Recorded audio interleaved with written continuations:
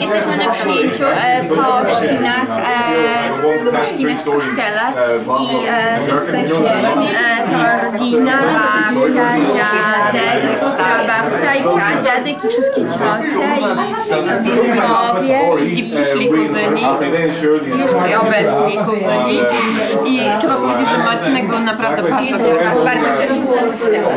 Można być z niego dumnym. Tak. I on w ogóle jest najśliczniejszy. Najśliczniejszy, najpiękniejszy, najlepszy, najmądrzejszy, najbystrzejszy. Naj. Nice.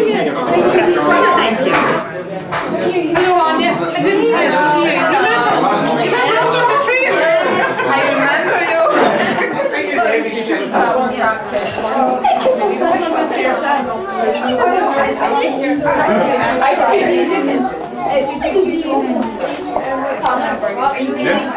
I'm just making a change.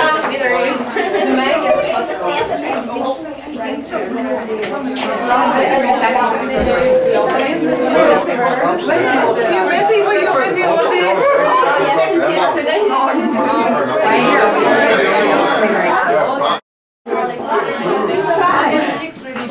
Yeah.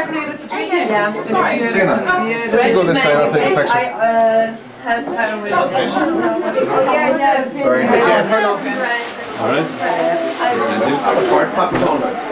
Hi, you're right. It's in the oven, Tommy. Connor's son, where's Mike? Yeah, it's out of the oven now, guys. You know you're clocking off. You can't keep that up. All been well. It's going to be getting hard soon. It's No, you just want to get something. a...